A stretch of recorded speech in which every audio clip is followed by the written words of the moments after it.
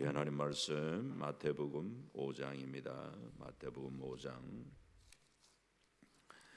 1절에서 오늘은 5절까지 교독으로 오늘은 봅니다. 1절부터 5절까지 제가 먼저 읽고 여러분 읽으시고 해서 5절은 같이 보도록 그렇게 하십시다.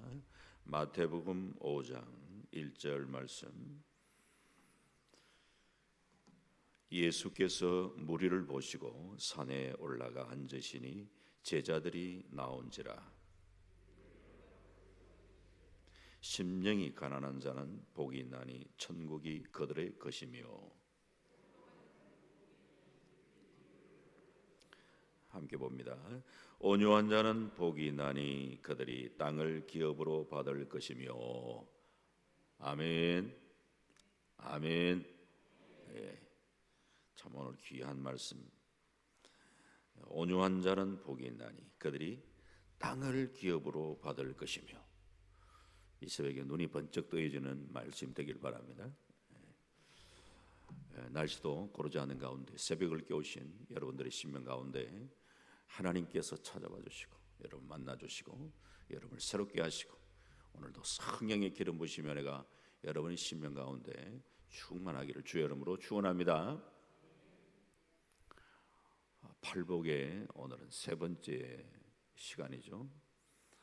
처음 우리가 심령이 가난한 것, 하나님의 은혜의 역사라고 했습니다. 하나님의 은혜가 임할 때에 내 심령 안에 나는 하나님의 은혜 없이는 도저히 살아갈 수 없는 그런 존재구나라는 것이 자각되어지는 것과 동시에 의의 태양빛 되시는 하나님 앞에 내 자신의 모습이 비춰지면서 내 죄에 대하여 애통해야 하는, 그래서 눈물을 흘리게 돼요.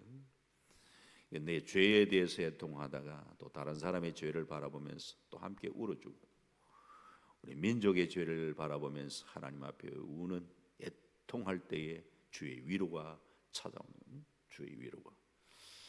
이 심령이 가난한 것과 애통하는 것은 한마디로 이야기하면은 십자가의 깊은 은혜를 통과하는 시간이라 이렇게 말할 수 있습니다. 십자가의 깊은 은혜를 통과하면서 우리에게 어떤 역사, 어떤 변화가 있느냐? 성품의 변화가 따라옵니다. 그래서 오늘은 세 번째 온유는 성품과 관계가 있는, 성품과 관계. 이 온유는 성품과 관계가 되고 있고 이 성품은 축복과도 관계가 되어 있습니다. 영국의 문호 셰익스피어는 사람의 성격 속에 비극을 가져올 수도 있고 행복을 가져올 수도 있다라고 했습니다.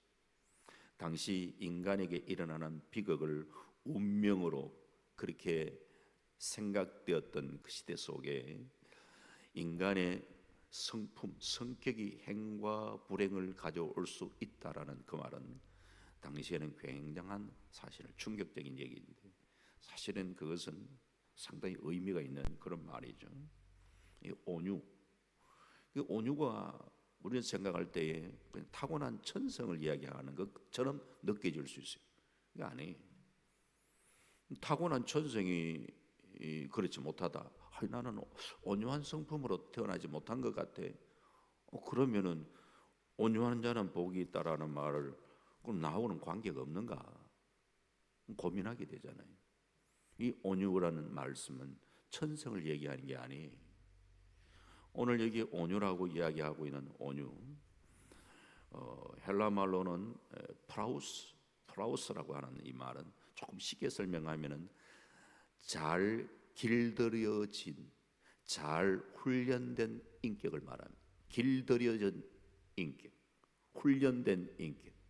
조금 더 쉽게 설명하면은 우리가 훈련되지 않은 야생마, 이 야생마는 훈련되지 않을 때에 만약 사람이 탔다, 이게 막 벌떡벌떡거리면서 도저히 타기가 어렵죠, 이 야생마. 그런데 이 야생마를 잘 길들여 놓으면은 이게 이제 말을 잘 들으면 이게 이제 온순해지는 거예요. 처음 타고난 것이 온순한 게 아니고 막 팔딱팔딱거리고 그런데 이게 잘 훈련되니까 이게 온순해지는. 그게 온유예요. 브라우스란 말이에요. 그래서 내가 어떤 성품을 가지고 태어났다 이걸 이야기하는 게 아니에요. 어떤 모습, 어떤 성품으로 타고났던지 간에 하나님의 은혜 속에 내 심령이 잘 이렇게 다듬어지고 훈련되어진 인격, 이걸 우리가 온유라고 하는데, 성경에서 보면은 하나님이 쓰셨던 모세 나이 40에 민족을 구원한다 싶고 자신이 했던 게 뭐냐 하면은 이 사람 죽이는 그런 일을 했어요. 물론 뭐 과실치사라고 뭐 할 수 있지만 아무나 과실치사합니까? 얼마나 사람이 과격했으면 욱하는 성질에 사람을 죽여버려요.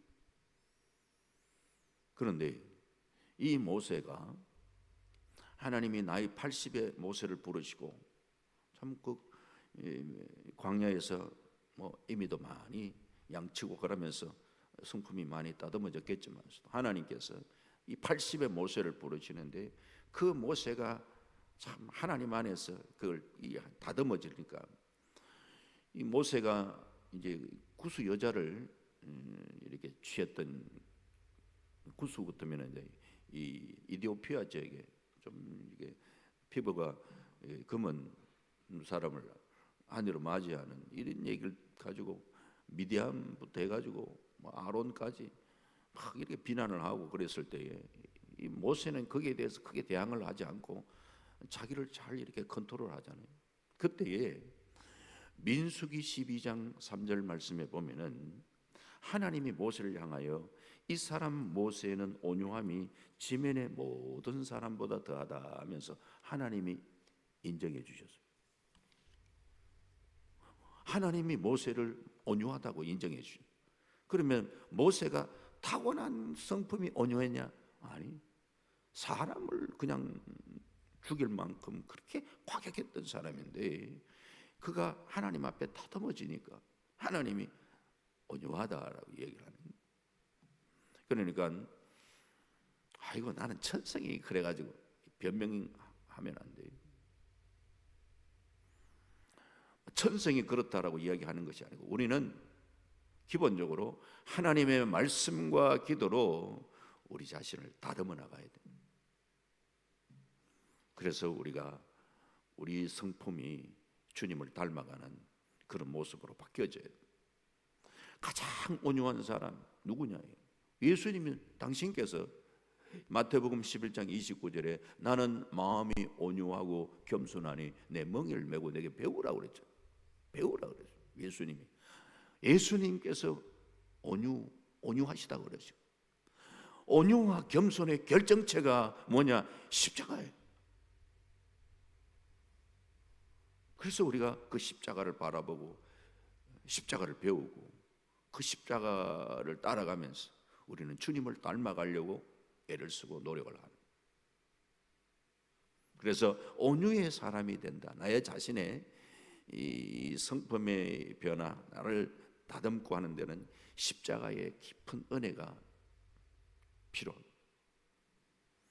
그래서 이 은혜와 은사, 이 은혜는 십자가와 관계되는 은혜는, 이 은사는 능력과 관계되는. 은사, 우리가 기도하면서 은사 뭐 다양한 은사 경험하면 귀한 거예요. 귀한데 그러나 은사가 사람을 변화시키지 않습니다. 뭐 방언의 은사를 받았다, 뭐 통역의 은사를 받았다, 예언의 은사 받았다. 방언을 받아도요, 사람 팔딱팔딱거리는 사람만 팔딱팔딱, 방언 받아도 팔딱팔딱거려요. 성품이 그렇게 바뀌어지는 게 아니에요. 그의 성품이 그릇이 잘 바뀌어지지 않고 그러다가 은사만 받고 그러면은 그 은사 사용하면서 좀 문제를 일으키고 그렇게 하니까 고린도 교회 사도 바울이 이 사랑에 대한 얘기를 하잖아요. 고린도전서 12장에 은사를 이야기하고 있고 13장에 사랑에 대한 얘기를 하고 있고 14장에 은사를 이야기하고 있고 은사 그리고 사랑 그리고 또 은사. 왜 13장에 사랑에 대한 얘기를 할까? 사랑을 뭐 은사로 표현하는 뭐 그런 분도 있지만서도 전체의 맥락 속에서 보면은 은사를 사용하는데, 그래서 저는 이제 그걸 이제 햄버거에 비교를 할 때가 있어요. 고린도전서 12장은 햄버거 위에 빵, 가운데 이제 고린도전서 13장은 이 고기 부분, 이 밑에 14장 또 빵 부분. 햄버거를 먹을 때 어떻게 먹냐? 위에 뚜껑 먼저 먹고 가운데 고기 먹고 따로따로 먹는 게 아니고 입을 벌려가지고 같이 이렇게 씹어 먹잖아요.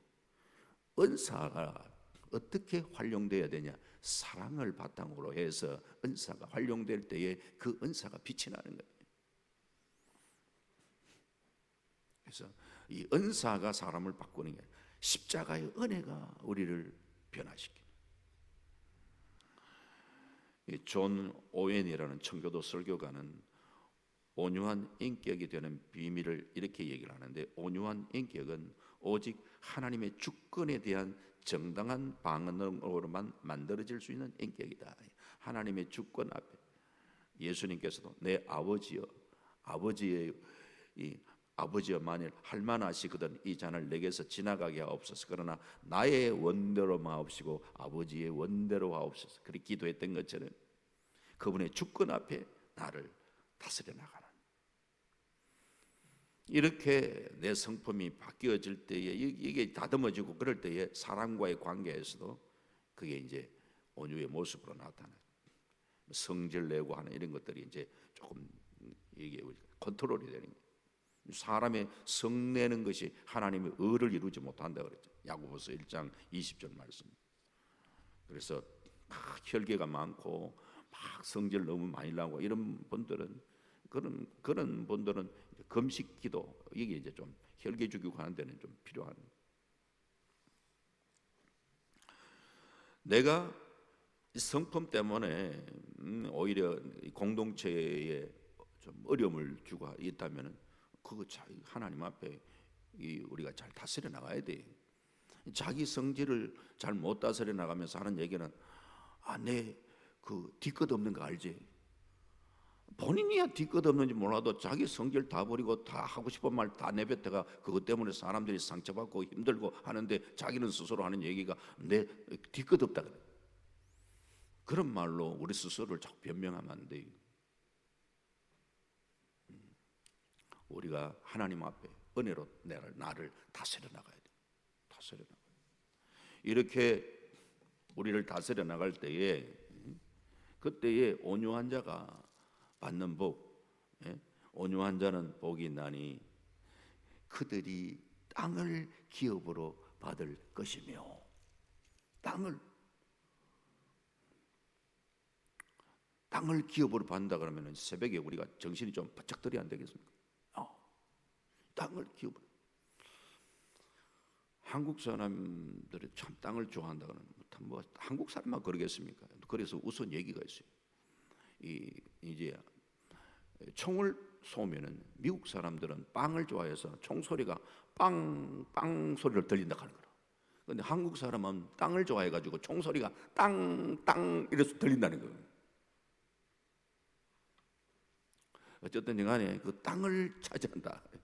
물론 우리가 뭐 눈에 보이는 땅만 이야기하는 거 하늘의 기업 포함하는 이런 의미지만, 그러나 자본주의 사회에서의 땅은 경제의 중심 역할을 하는. 이 창세기 17장에 하나님께서 믿음의 조상 아브라함과 언약을 맺으면서 이 아브라함의 이름을 아브라함으로 바꾸시고 두 가지 축복을 주신, 번성의 축복, 심히 번성하겠다, 번성의 축복, 그리고 네가 그리워하는 이 땅을 주겠다. 땅의 약속이.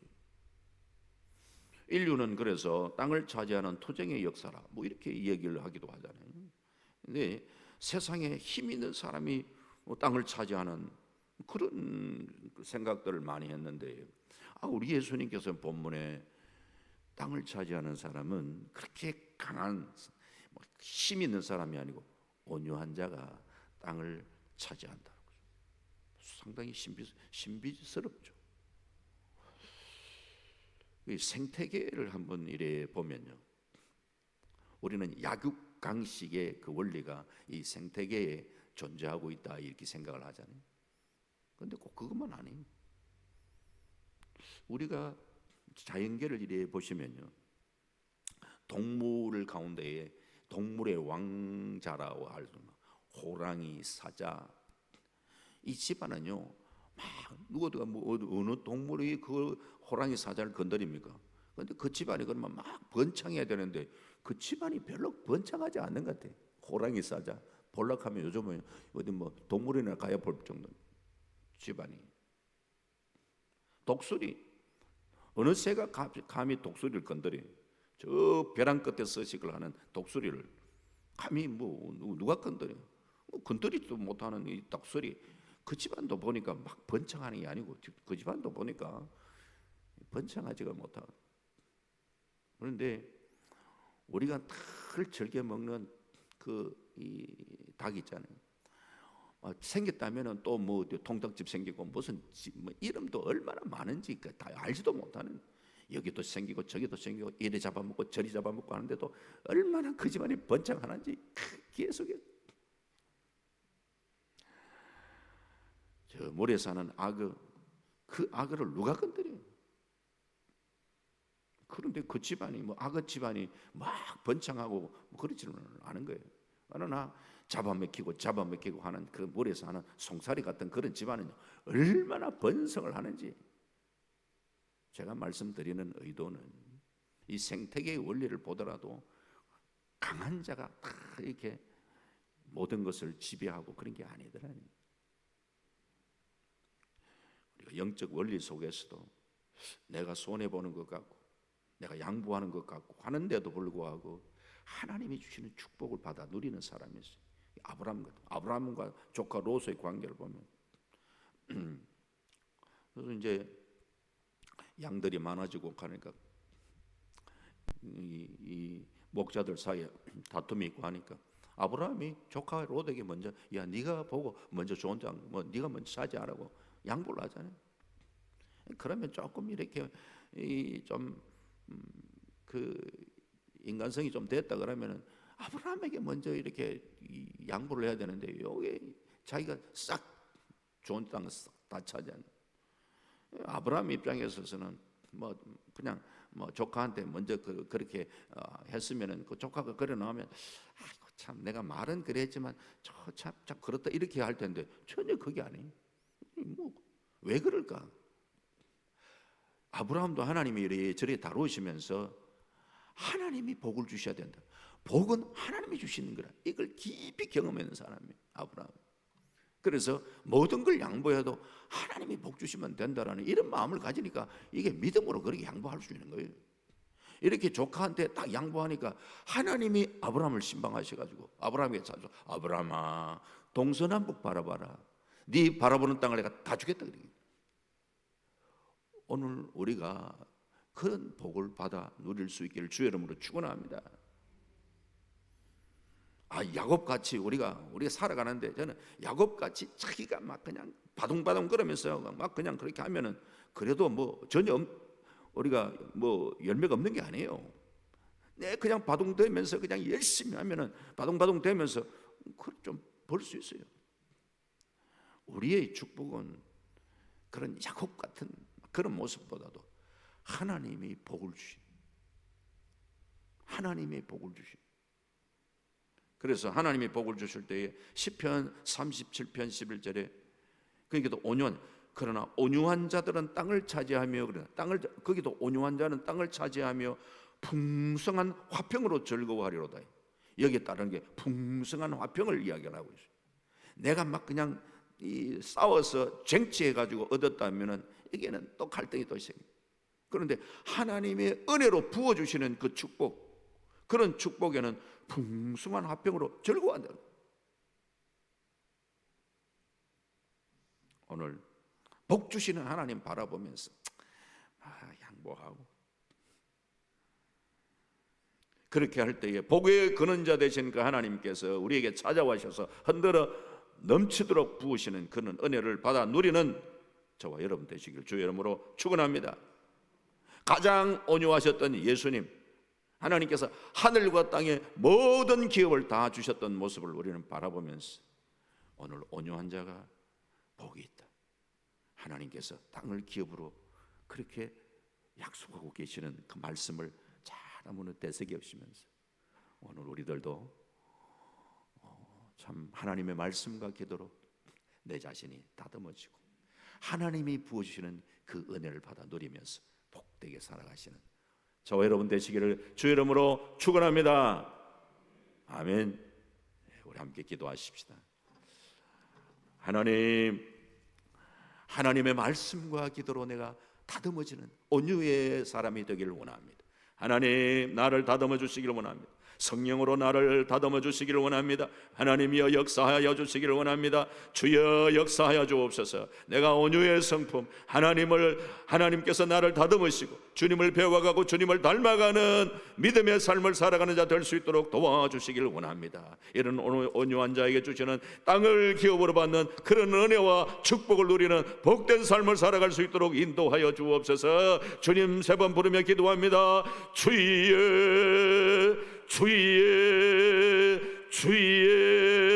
아버지여 역사하여 주시기를 원합니다. 이 시간 하늘을 여시옵소서. 이 시간 하늘을 여시옵소서. 주여 역사하여 주시기를 원합니다. 하나님이여 아버지 주신 약속의 말씀을 보여잡고 믿음으로 살아가는 자들 되게 주여 도와주시기를 원합니다. 온유한 자가 복이 있다 말씀하셨습니다.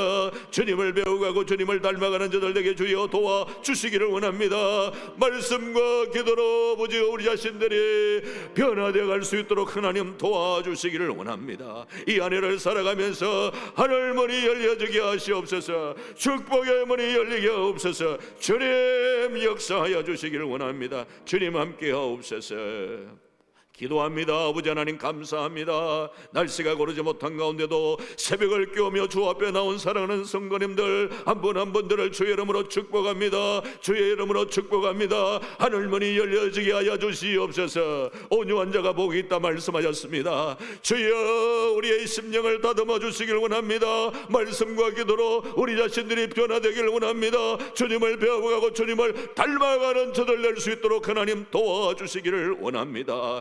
그리하여 주님께서 땅을 기업으로 받을 것이며 이 약속의 말씀을 우리의 삶 속에 받아 누리는 복된 삶을 살아가는 복된 한 해가 될 수 있도록 주여 역사하여 주시옵소서. 사랑하는 성도님들의 심령 가운데 주여 찾아와 주시고 가정들이 복을 받게 하여 주시고 기업이 복을 받게 하여 주시기를 원합니다. 하늘 문을 열어 주옵소서. 축복의 문을 열어 주시옵소서. 우리 하나님께서 인도하여 주옵소서.